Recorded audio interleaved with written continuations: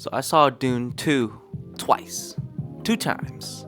2 different friends, and my god, it was fucking awesome.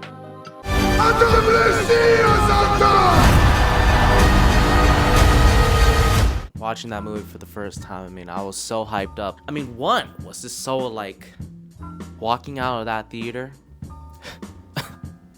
I didn't even realize that I wasn't breathing for the past like 10 minutes because of how fucking epic it was. It's a straight out 10 out of 10. And if you haven't seen the fucking movie, what are you doing? Get out of here. Get out of here. Okay, nobody wants to fucking talk to you. Get out. Dune is the Star Wars of our time. You know how Star Wars changed cinematic history and culture forever in the 80s or 70s? That's what Dune is for us right now. And you have gotta watch it. If you're not, well, you could just go fucking suck my. If you're one of those people that are just like, the book does it so much better, and comparing it to the book, and you know the movie did this. Shut the fuck up! No one cares, okay? You think anybody who's going to watch this movie are fucking reading the books or have read the books? You know how minute fuck. You know how tiny of an audience group that is? You know, the people who read the books, I can assure you that 80%, 90% of the people who are watching Dune 1 and 2 have not read the books. Let me tell you something. No one gives a fuck. Let people enjoy the movie for what it is.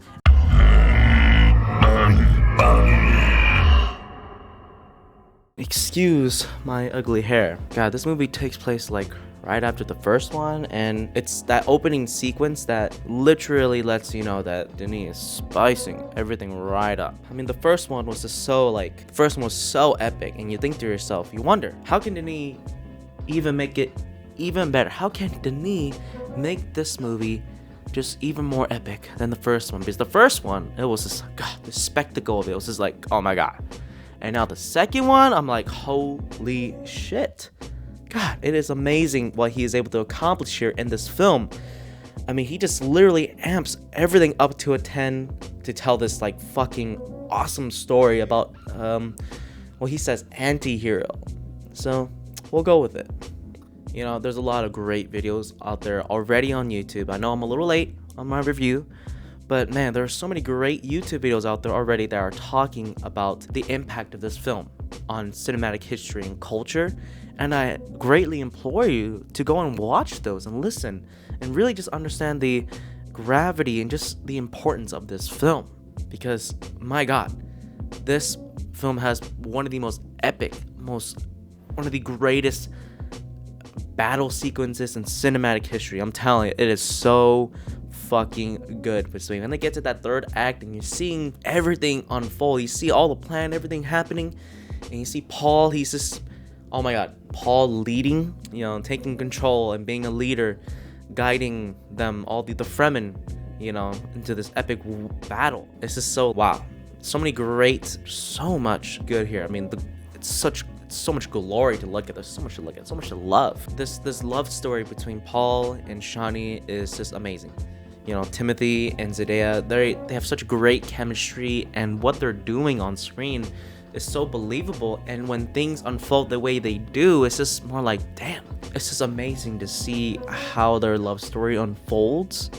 And I'm excited to see more. I'm excited to see what happens next with their story. Part 2 ends off on such a note that it's hard to describe. I mean, the soundtrack, the score of this film is just so, oh my god, just listen to it.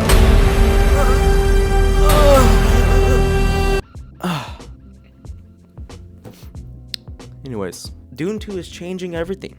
This is what sci-fi should be. And for this kind of budget, for them to make such a good-looking movie for the budget they had, I mean, this needs to be the new standard. You know, studios need to catch up. I'm sorry. Go back to this. How can I not talk about Austin Butler as Feyd-Rautha?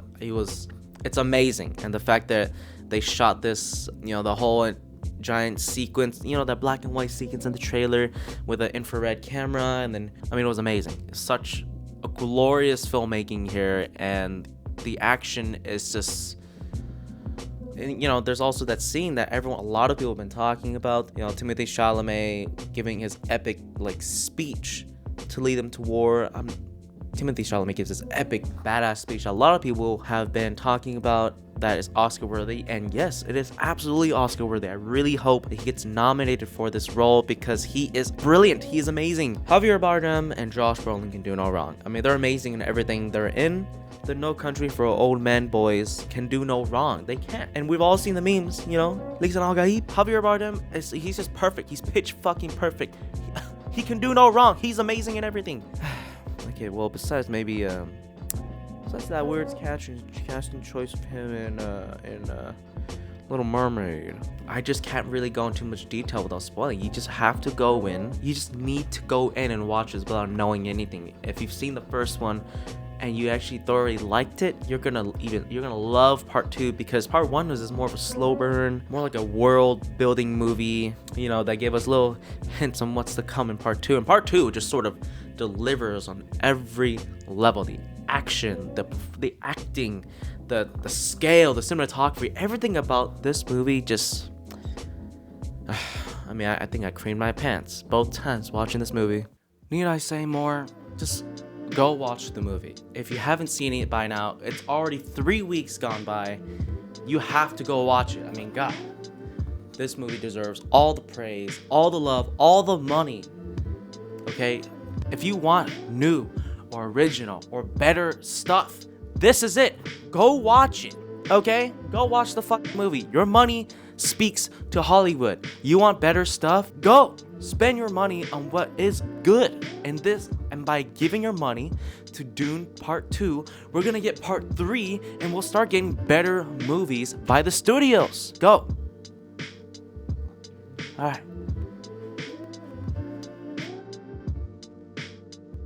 I am the Lisan Al-Gaib.